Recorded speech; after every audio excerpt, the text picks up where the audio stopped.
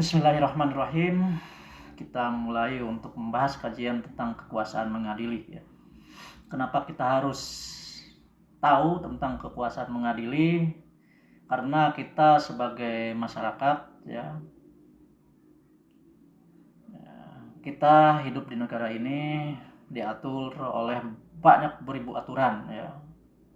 Banyak beribu aturan. Kenapa banyak beribu aturan? Karena kita hidup bersama ya. Hidup bersama itu memang perlu banyak aturan ya. Karena bagaimana nanti kalau tidak ada aturan, kita akan banyak sekali berbenturan dengan orang lain ya, dengan orang lain, sehingga kadang bisa saja hak kita dilanggar oleh orang lain, dirugikan oleh orang lain. Begitu juga kadang kita merugikan orang lain juga gitu ya. Seperti itu kalau tidak ada aturan ya. Oleh karenanya sekarang di negara kita ini sudah banyak aturan. Oleh karenanya kita perlu untuk mengetahui tentang kekuasaan mengadili ini ya. Karena pasti kita akan berbenturan dengan orang lain. Agar hak kita terjamin, jika kita berbenturan dengan orang lain, maka kita sudah memiliki pengetahuan untuk itu, bagaimana prosesnya, bagaimana caranya agar hak kita itu terjamin ya, dan tidak dilanggar oleh orang lain. Maka kita perlu untuk mempelajari tentang masalah kekuasaan mengadili ini. Oke ya, kita awali yaitu pembahasan dengan memulai tentang pertama kewenangan tingkatan pengadilan ya. Jadi kewenangan tingkatan pengadilan itu pertama ada pengadilan tingkat pertama ya, kemudian ada pengadilan tingkat banding, yang terakhir adalah Mahkamah Agung sebagai puncak kekuasaan peradilan ya. Jadi kalau ada masyarakat berkasus atau bersengketa kemudian diadili oleh pengadilan dan mereka keberatan atas putusan tersebut, maka bisa diajukan ke pengadilan tingkat banding ya, yaitu pengadilan tinggi. Kemudian jika perkara itu sudah diadili oleh pengadilan tingkat banding pun merasa keberatan, maka bisa diajukan kembali atau melalui upaya hukum, yaitu kasasi ya, dan dilakukan oleh Mahkamah Agung. Bahkan kalau pengadilan kasasi ini mereka keberatan juga atas putusannya, maka mereka juga bisa mengajukan PK ya, peninjauan kembali, yaitu upaya hukum luar biasa ya. Tapi bab ini nanti akan kita bahas dalam bab tersendiri, yaitu bab upaya hukum ya, karena harus satu-satu kita bahasnya ya. Oke, kita menginjak ke bagian yang kedua, yaitu terkait dengan kewenangan ya. Jadi kewenangan ini kan ada dua ya, ada kewenangan absolut, ada kewenangan relatif ya. Ada kewenangan absolut dan ada kewenangan relatif ya. Kalau terkait dengan kewenangan absolut, itu kewenangan yang berhubungan dengan kewenangan antar badan peradilan ya. Kewenangan terkait dengan badan peradilan ini diatur di dalam pasal 24 ayat 2 Undang-Undang 1945, junto pasal 10 ayat 2 Undang-Undang nomor 4 tahun 2004 tentang kekuasaan kehakiman ya. Jadi ini terkait dengan masalah 4 badan peradilan ya. Inilah yang menjadi badan peradilan yang penyelesaian sengketa secara litigasi ya. Kemudian kewenangan absolut ada juga yang ditangani oleh lembaga lain, yaitu lembaga bukan badan peradilan, yaitu lembaga ekstra yudisial atau lembaga non litigasi ya, seperti itu. Nanti kita akan kupas satu persatu setelah mengupas terkait dengan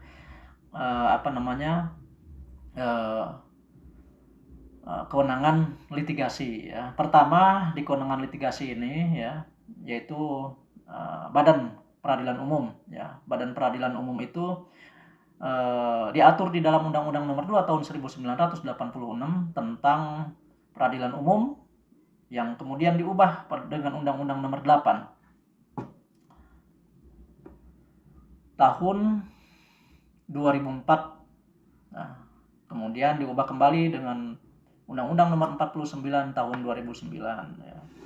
Di dalam pasal 50 undang-undang tersebut ya, dan pasal 51 bahwa pengadilan negeri bertugas dan berwenang memeriksa, memutus dan menyelesaikan perkara pidana dan perkara perdata di tingkat pertama ya. Jadi umum bagi pengadilan negeri ini ya, dari pengadilan umum ini ya.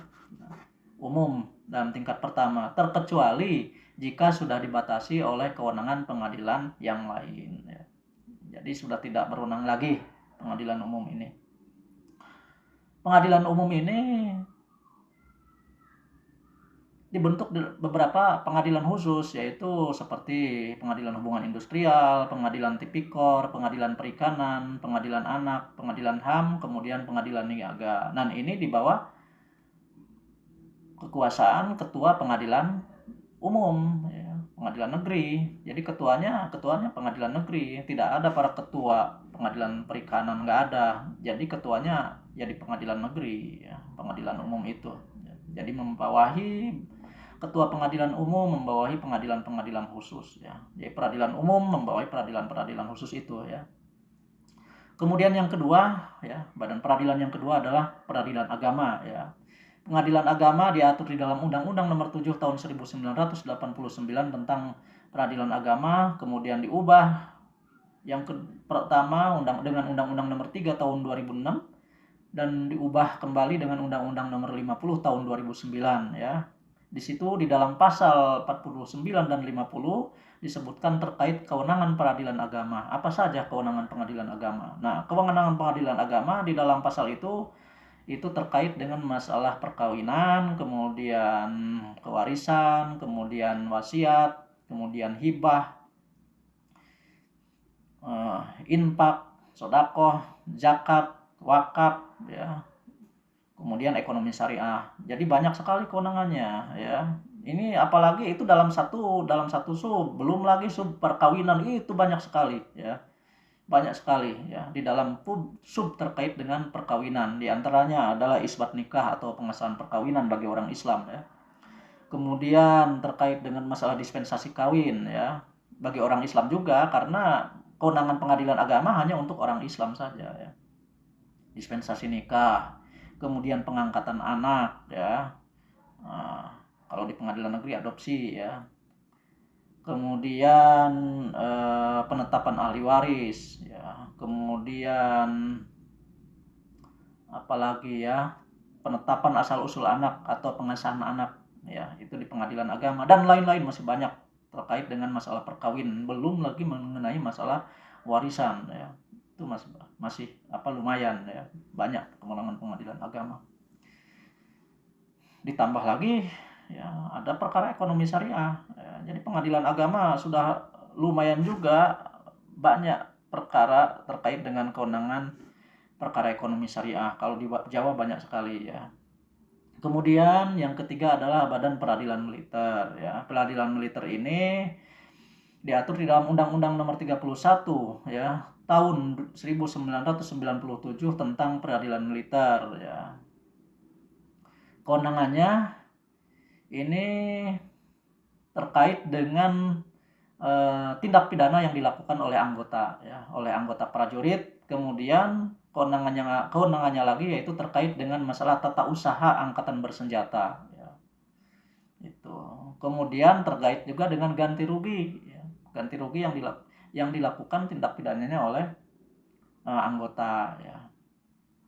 Seperti itu ya, itu di militer. Kemudian ada peradilan tun. Peradilan tun ini diatur di dalam Undang-Undang Nomor 5 Tahun 1986 tentang Peradilan Tata Usaha Negara ya. Kewenangannya adalah untuk terbatas terhadap sengketa kebijakan yang dikeluarkan oleh pemerintah ya. Jadi seperti itu ya. Jadi kalau ada kebijakan pemerintah yang merugikan kita ya upaya untuk menyelesaikannya ya ke pengadilan tun gitu, seperti itu. Nah ini lembaga 4 badan ini adalah yang menangani secara litigasi ya.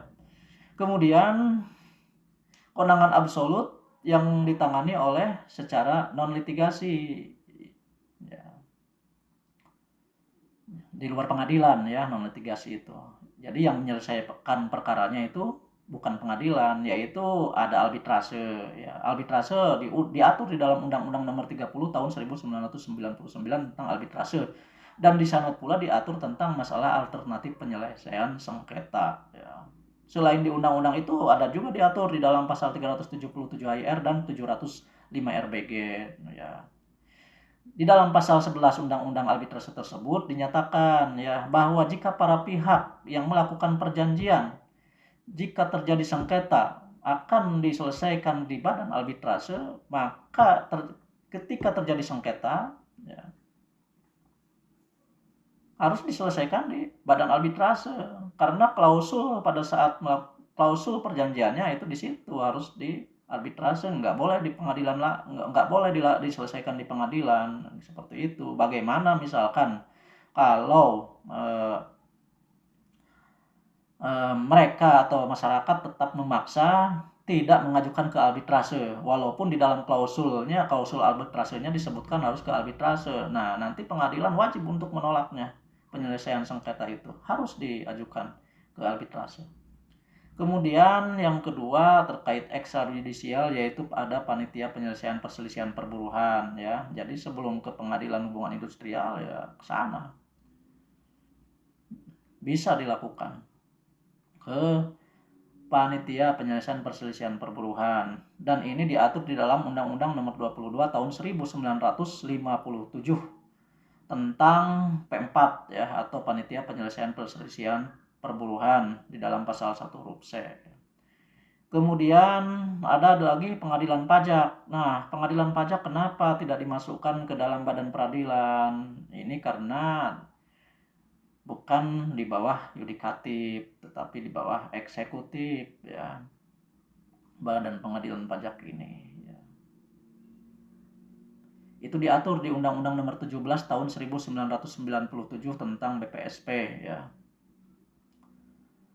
Badan Penyelesaian Sengketa Pajak ya. Yang undang-undang ini diubah kembali dengan Undang-Undang Nomor 14 Tahun 2002 yang menjadi undang-undang tentang pengadilan pajak ya. Jika terjadi keberatan oleh keputusan pengadilan pajak ini, bisa diajukan melalui PK langsung ke Mahkamah Agung ya. Seperti itu. Nah, kemudian ada lagi Mahkamah Pelayaran. Ini terkait dengan masalah pelayaran kapal-kapal ya, dan batas wilayah biasanya kaitannya ya, kaitan pelayaran dengan batas wilayah ya, seperti itu. Nah, itu ya mengenai masalah kewenangan absolut ya. Ada yang dilakukan oleh badan peradilan yang disebut dengan penyelesaian perkara oleh litigasi, dan oleh ekstradisial atau penyelesaian perkara oleh non litigasi ya. Kemudian ada kewenangan relatif ya. Kewenangan relatif yaitu kewenangan yang berkaitan dengan batas wilayah kerja pengadilan ya. Kenapa? Ya, karena pengadilan ini ada di setiap kabupaten atau kota ya. Terkecuali kalau kabupaten yang baru dibentuk atau kota yang baru jadi ya, itu biasanya belum ada, dan mereka masih menginduk ke pengadilan yang lama ya, masih menginduk ke pengadilan yang lama. Jadi ada semua nanti ya di ibu kota kabupaten, terkecuali kalau pengadilan tun ya, itu adanya hanya di provinsi ya. Pengadilan militer juga sama ya, tidak ada. Nah, terkait apa saja yang aturannya terkait mengenai masalah kewenangan batas wilayah kerja pengadilan, kita ini dikaitkannya dengan subjek ya, subjek hukumnya ya, subjek hukum tergugat dan subjek dan objek hukumnya ya, seperti itu. Pertama, ini terkait dengan masalah hukum tentang orang. Kalau mengenai perceraian di pengadilan agama, itu khusus orang Islam ya. Jadi kalau terkait dengan perceraian, maka diajukannya ke pengadilan di mana tempat tinggal istrinya berada. Itu diajukannya ya.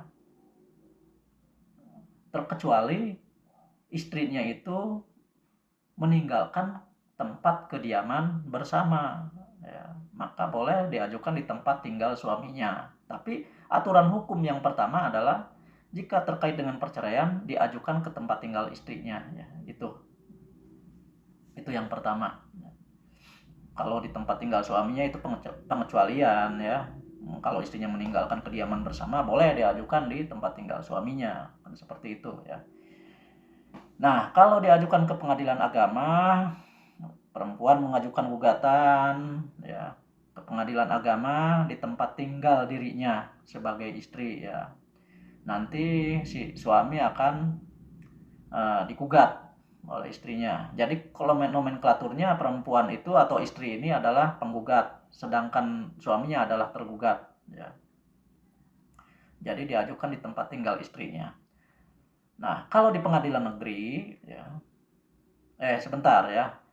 Bagaimana kalau misalkan suaminya yang mengajukan perceraian? Nah, ini lain, ya. Kalau perempuan yang mengajukan, nomenklaturnya adalah gugatan. Nah, sementara kalau yang suaminya yang mengajukan, nomenklaturnya adalah permohonan cerai, ya, permohonan cerai talak. Nah, di sini sangat logis sekali, ya. Kalau perempuan menggugat suami dinamakan gugatan. Ini sangat bagus, sangat logis lah. Kenapa? Karena seorang suami itu adalah sebagai kepala rumah tangga, digugat oleh bawahannya, ya. Kenapa kok suami sebagai bawah atasannya, istrinya sebagai bawahannya? Karena secara logika bahwa keluarga itu adalah negara kecil, ya. Negara kecil, ya. Di situ pas ada penguasanya. Penguasa keluarga ini adalah suami, ya, penguasanya. Jadi semua tanggung jawab ada di depan di suaminya, dan itu diatur di dalam aturan terkait masalah hukum keluarga, ya. Itu sangat logis sekali. Kenapa nomenklaturnya harus kepada suaminya penggugat, ya, kepada istri yang menggugat harus dengan gugatan, sementara kalau suami yang mengajukan perceraian, nomenklaturnya harus permohonan perceraian, ya. Logis, ya. Kalau suami yang mengajukan cerai, maka nomenklatur suratnya adalah permohonan cerai talak. Jadi permohonan diajukan ke pengadilan. Tidak bisa suami semena-mena menceraikan istrinya di luar pengadilan. Oleh karenanya nomenklatur suratnya itu diajukan dengan nomenklatur surat permohonan cerai talak, ya. Nggak bisa mengajukan gugatan kok istri bawahannya digugat. Secara logika tidak nyambung, gitu kan, kalau istrinya digugat oleh suaminya sebagai kepala keluarga. Nah, seperti itu, ya. Nah, bagaimana dengan di pengadilan negeri terkait dengan masalah status orang, ya, mengenai perceraian ini, ya. Kalau di pengadilan negeri sama, ya, dengan hukum kebendaan, ya. Sama dengan hukum kebendaan, ya. Ini di pengadilan negeri. Kalau di pengadilan negeri mau laki-laki yang mengajukan atau perempuan, ya, dalam istri, ya, laki-laki suaminya, mau laki-laki atau istrinya mengajukan perceraian, nomenklaturnya tetap gugatan. Kalau istri menggugat suaminya tetap gugatan, nomenklatur suratnya. Kalau suami mau menceraikan istri juga sama, yaitu gugatan. Jadi suaminya menggugat istrinya, ya. Bawahannya digugat sama atasannya, seperti itu. Nah, nomenklaturnya seperti ini, hukum tentang orang, ya. Nah, kalau terkait dengan kebendaan, ya. Jadi kalau di pengadilan negeri tadi yang perceraian, ya, diajukan ke tempat tinggal tergugat, ya. Kalau suaminya tergugat, ya tempat tinggal suaminya. Kalau istrinya tergugat, tempat tinggal istrinya. Ya, ini mirip sekali dengan terkait dengan masalah kebendaan, ya. Kalau kebendaan itu bisa diajukan di tempat tinggal tergugat dan bisa diajukan di tempat objek barang itu berada, ya. Itu terkait barang, ya.